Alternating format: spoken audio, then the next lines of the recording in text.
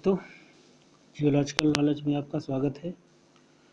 जैसा कि जो ऑब्जेक्टिव जियोलॉजी की जो सीरीज़ चल रही है जैम एंड BHU PET 2020 के लिए एंड जैम 2021 के लिए, उस सीरीज़ में हमने लास्ट 2 वीडियोस जो डिस्कस किए हैं उसमें हमने क्रस्ट, मैंटल एंड कोर यानी जो internal structure of the earth है उसके बारे में ऑब्जेक्टिव क्वेश्चन जो बनते हैं वो मॉडल क्वेश्चन टाइप से कुछ हमने सॉल्व किए थे। आज हम उसी सीरीज़ में कुछ आगे डिस्कस कर रहे हैं। आइए शुरू करते हैं। ये जो क्वेश्चन है आज के, ये जो जियोलॉजिकल वर्क ऑफ एटमॉस्फेयर है उससे रिलेटेड है। Geological work of atmosphere means जिसमें आपका वेदरिंग आएगा या जो माउंटेनियस प्रोसेस जो होती हैं वो आएगा। इसमें ओशन का या रिवर का या ग्लेशियर का ये नहीं आएगा, क्योंकि ये ओशन का तो ओशन एंड रिवर का नहीं आएगा। बाकी एटमॉस्फेयर में आपका विंड का आएगा एंड वेदरिंग का आएगा and geological work of glacier आएगा। आज का जो वीडियो है ये वेदरिंग पे डिपेंडेंट है एंड वेदरिंग से रिलेटेड है। आइए शुरू करते हैं। पहला क्वेश्चन कह रहा है which of the following about weathering is not true. Weathering के बारे में जो 4 सेंटेंसेस दिए हैं उसमें क्या सही नहीं है। It is a natural process, mechanical disintegration is involved, chemical decomposition is involved, it's a rapid process. ये तो आसान क्वेश्चन है, इसका डायरेक्ट वे आप आंसर दे सकते हैं कि जो डी ऑप्शन है इसका ये सही है। मीन्स ये एक रैपिड प्रोसेस नहीं है। जैसे है ना, तो वेदरिंग होता क्या है उसको समझ लेते हैं। Weathering is defined as a natural process in situ mechanical disintegration और chemical decomposition of the rock of the crust of the earth by certain physical and chemical agencies of the atmosphere।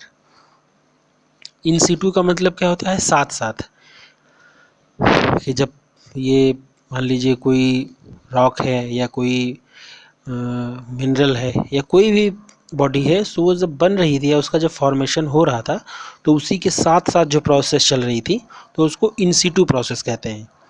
यहाँ जो 4 sentences दिए हुए हैं, उसमें जो and हाँ, weathering के बारे में ये एक और इम्पॉर्टेंट फैक्ट है कि it's a very slow process. ये बहुत धीरे धीरे प्रोसेस होती है, क्योंकि इसमें जो प्रोसेस होती है वो चाहे केमिकल वेदरिंग की हो या फिजिकल वेदरिंग की हो या बायोलॉजिकल वेदरिंग की हो, वो काफ़ी टाइम तक होती रहती है। ऐसा नहीं कि वो 1 दिन में या 2 दिन में हो जाती है, काफ़ी टाइम लगता है इसमें। It's a slow process. Second कह रहा है the process that is not considered under the mechanical weathering is. Mechanical weathering की जो प्रोसेस है उसमें क्या कंसिडर नहीं किया जा सकता। Carbonation, temperature variation, unloading and insolation. इसमें जो ए है ऑप्शन, मैकेनिकल वेदरिंग में कार्बोनेशन नहीं हो सकता। Carbonation is a chemical weathering process, whereas the rest of with temperature, unloading and insulation, they are the process related to mechanical weathering। Third कह रहा है what is the change in volume when water freezes। जब water freeze करता है तो उसके volume में क्या चेंज होता है। 10% डिक्रीज, 20% इंक्रीज, 20% डिक्रीज और 10% इंक्रीज। ये 10% इंक्रीज होता है। डी ऑप्शन इसका सही है। आपको पता ही होगा, it's said that water on freezing undergoes an increase in its volume. जब वाटर फ्रीज होता है तो उसका वॉल्यूम 10% इंक्रीज कर जाता है। इसको आप ऐसा सिंपली समझ सकते हैं कि जब आप किसी भी या आप अपने घर में जो बर्फ़ जमाते होंगे फ्रिज में, रेफ्रिजरेटर्स में, तो आपने देखा होगा कि जिस पॉट में आप पानी रखते हैं फ्रीज़ होने के लिए, वो जब फ्रीज़ हो जाता है तो आप देखते होंगे कि उसकी सरफेस पे जो जितना पानी आपने भरा था उससे ज़्यादा पानी वो फ्रीज़ हो जाता है, उससे ज़्यादा जो सरफेस एरिया जो उसका था वो बढ़ गया। उसका जो वॉल्यूम था वो 10% इंक्रीज़ करता है। This is expansion is accompanied by the exertion of pressure, जो कि प्रेशर वर्क करता है तो उससे उसका जो वॉल्यूम है वो 10% इंक्रीज करता है। फोर्थ कह रहा है the form of rock not found by freezing thawing cycle is, जो फ्रीजिंग एंड थाइंग साइकिल है केमिकल वेदरिंग में या फिजिकल वेदरिंग में, तो उसमें कौन सी फॉर्म जो है रॉक नहीं फाउंड होती है, एंगुलर, सब एंगुलर, स्फेरिकल और इरेगुलर। सो आपको पता है कि इसमें जो स्फेरिकल रॉक है वो नहीं बनती है। The frost formed fragments are angular, सब angular and irregular in outline and remain spread over the parent rock having flat surfaces or flat slope. Spherical form of outline of rock doesn't come into picture here. Fifth कह रहा है the processes by which scree deposits are formed are, जो स्क्री deposit form होता है वो कौन सी process से बनता है, chemical attack, exposure to sunlight, water movement, heaving and rolling. तो इसको आपको पता ही होगा आपको, हीविंग एंड रोलिंग की जो प्रोसेस है उससे स्क्री डिपॉजिट्स बनते हैं। If the original surface form significant slope and as is commonly the case in the hilly regions, the mountainous regions, the frost fragment get heaved up from the crevices and cavities and then roll down the slope under the influence of gravity. तो आपने mountainous region में देखा होगा कि top पे, जहाँ पे mountain top है, वहाँ से जो मटेरियल है वो रोल करता है, हीव करता है एंड रोल करता है डाउन सरफेस की तरफ, मतलब ऊपर से नीचे की तरफ वो हिल के टॉप से लेके बॉटम तक वो रोल करता है एंड हीव करता है under the influence of gravity. Finally the fragments accumulate at the base as heaps commonly called the scree deposits. वो जब अपने टॉप पर से, माउंटेन के टॉप से गिरता है because of the gravity, so slope पे सरकता हुआ या लुढ़कता हुआ नीचे सरफेस तक आ जाता है, नीचे जहाँ पे वो गिरता है सो वहाँ पे उस एक हीप, एक ढेर की तरह लग जाता है, तो उसको स्क्री डिपॉजिट कहते हैं। सो यहाँ पे right answer heaving and rolling होगा। 6 कह रहा है what are the slopes covered by scree called, जो स्क्री के द्वारा जो स्लोप कवर किए जाते हैं उसको क्या कहते हैं, scree slope, frost slope, talus slope और ट्विस्ट स्लोप। तो इसको जो है वो टेलस स्लोप कहते हैं। The slope covered by frost formed scree are often termed as talus slopes. Where one can find the process of exudation occur, exudation की process जो है वो कहाँ अकर होती है, प्लेन्स में, सी शोर में, हिल्स में एंड वाटरफॉल्स में। सो इसमें आपका सी शोर ऑप्शन चाहिए होगा, क्योंकि पहले तो ये जानते हैं एक्सुडेशन प्रोसेस है क्या। So exudation is a process similar to frost action. Exudation जो है वो फ्रॉस्ट एक्शन जैसी ही प्रोसेस है, but in this case the disintegration take place due to the formation of sodium chloride. Sodium chloride जो है कि वो फॉर्म होता है within the cavities of the rocks, जो रॉक्स की कैविटीज़ हैं उसके चारों तरफ या उसके अंदर के सरफेस पे सोडियम क्लोराइड फॉर्म होता है, thereby causing the disintegration. Sodium chloride जब फॉर्म होता है तो उसका सरफेस एरिया या जो एरिया है वो बढ़ता है, तो इस वजह से वो डिसइंटीग्रेट करता है।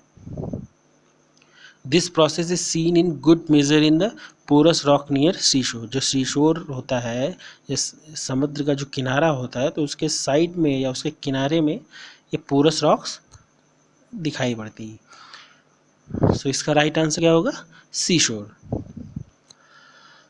8th कह रहा है the stress developed in the top layer of the rocks which disintegrate due to repeated variation in temperature is.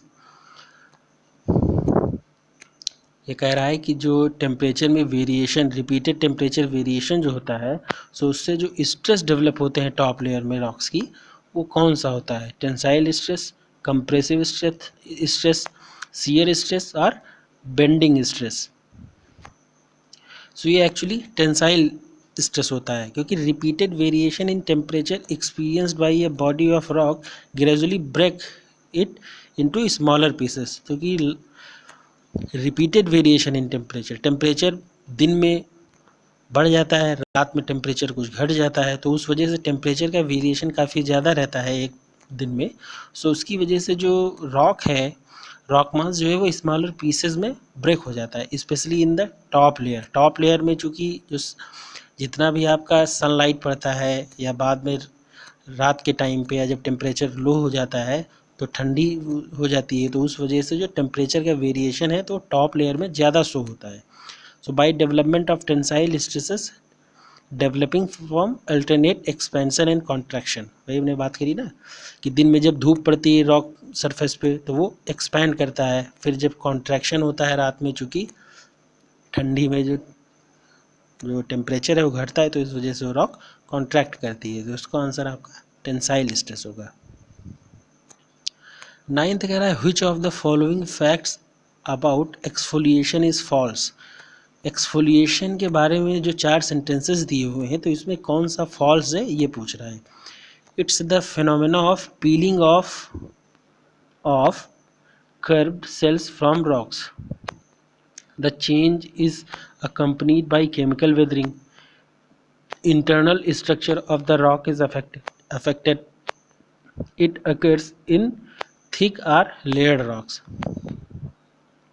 तो देखते हैं इसका आंसर आपका सी सही होगा, internal structure of the rock is affected. ये सेंटेंस जो थर्ड जो सी दिया हुआ है ये सही नहीं है। जो इंटरनल स्ट्रक्चर है रॉक का that is not affected due to the process of exfoliation. Exfoliation actually peeling off of the rocks. The phenomena of peeling off occurs only in the layered or thick rocks and is accompanied by chemical weathering. Chemical weathering की जो process होती है तो उसमें जो rock surface है वो पील हो जाता है, weathering mostly near the margins and develop curved surface. जो पीलिंग की प्रोसेस है, पीलिंग ऑफ की प्रोसेस है तो उससे कर्व सरफेस बन जाते हैं। So basically surface is affected and not the internal structure. केवल सरफेस जो फीचर्स है या जो सरफेस है वो केवल अफेक्ट होती है, इंटरनल स्ट्रक्चर अनअफेक्टेड रहता है। नेक्स्ट कह रहा है the large scale development of fractures in confined rock masses occur under which process? Frost action, unloading, unfolding, insolation. The process of mechanical weathering where large scale development of fracture is confined rock masses is attributed to removal of the overlying rocks cover due to prolonged erosion work of other agencies is called unloading. ठीक है ना। 11th कह रहा है the formation of seat and subsequently joints occur in which of the following processes. जो seats का formation है subsequently joints occur in which of the following process? Frost action, insolation, flow of water and unloading. So D option सही है। The rock masses under the effect of unloading remain confined from sides but due to relief of pressure from above they expand upwards. Consequently joints develop in them parallel to the uncovered surface dividing them into fine seats. ठीक है ना। तो unloading की वजह से जो fine seats बन जाती हैं तो अनफोल्डिंग की वजह से, अनलोडिंग की वजह से, तो उसमें डी ऑप्शन आपका सही है। The scree deposits can occur in hilly regions only. ये स्टेटमेंट दिया हुआ है तो कह रहा है कि ये सही है या फॉल्स है। स्क्री deposits can occur in hilly reason only, तो ये तो सही है क्योंकि जो स्क्री डिपॉजिट है आपको पता है वो माउंटेनियस रीजन से जब कोई रॉक मास है वो slope due to the gravity वो अपने स्लोप के अकॉर्डिंग ग्रेविटी की वजह से जब बेस की तरफ अपने नीचे की तरफ गिरता है सो जो डिपॉजिट्स फॉर्म होते हैं उनको स्क्री डिपॉजिट कहते हैं। तो वही कह रहा है ना कि scree deposit form only in hilly region, भाई जब तक वो अपनी सरफेस से, जब तक टॉप लेवल से वो बिकॉज ऑफ द ग्रेविटी गिरेंगे नहीं, तब तक वो डिपॉजिट बनेगा नहीं. So above statement is true because for scree deposits to be formed, the rock fragments have to heave up and also roll down the slope under the influence of gravity. तो यही हमने बात करी अभी. सो ये कुछ क्वेश्चन हुए आज के. एंड एक और बचा हुआ है अभी. आइडेंटिफाई द पार्ट लेवल as A in the below diagram. जो डायग्राम दिया हुआ है इसमें जो आप देख रहे होंगे, पार्ट ए ऊपर है, part be left hand right hand side में है, एंड सी जो है वो पूछ रहा है कि ए पार्ट जो है इसमें क्या होगा. Weathered rock, parent rock, roll down rock और पाउडर्ड रॉक. तो इसका ऑप्शन आपका बी सही है. द पार्ट लेवल is parent rock and is yet to undergo weathering. आप देख रहे होंगे जो बी पार्ट है वो सर आपका टॉप पे है, या माउंटेनियस रीजन आप अगर उसको मान ले बी पार्ट को. एंड सी पार्ट जो है वो इसकी डिपॉजिट टाइप से है, इसकी डिपॉजिट या रोल डाउन करके वो हीव बना रहा है नीचे नीचे की तरफ आकर के. एंड ए पार्ट जो है वो अनअफेक्टेड है, उस पर अभी कोई इफेक्ट नहीं हुआ है. तो इसका मतलब वो पेरेंट रॉक होगा जिस पे अभी कोई इफेक्ट नहीं हुआ है वेदरिंग का. सो इसका ऑप्शन आपका बी सही होगा. द पार्ट लेवल is the parent rock and is yet to undergo weathering. It's the solid rock mass and the other parts above and beside the parent rock are called the weathered rock. जहाँ पे weathering हो चुकी होती है या weathering process हो चुकी है तो उसको वेदर्ड रॉक कहेंगे, लेकिन जो पार्ट अनअफेक्टेड है वेदरिंग की प्रोसेस से उसको पेरेंट रॉक कहेंगे. सो ये आज के कुछ क्वेश्चन हुए जो कि एटमॉस्फेरिक प्रोसेस जो कि होती हैं आप में, जैसे विंड प्रोसेस हुआ, विंड का जियोलॉजिकल वर्क ऑफ विंड हुआ, जियोलॉजिकल वर्क ऑफ वेदरिंग हुआ. सो इससे डिपेंड जो बिलोंगिंग क्वेश्चंस थे वो आज हमने किए. ठीक है, थैंक यू.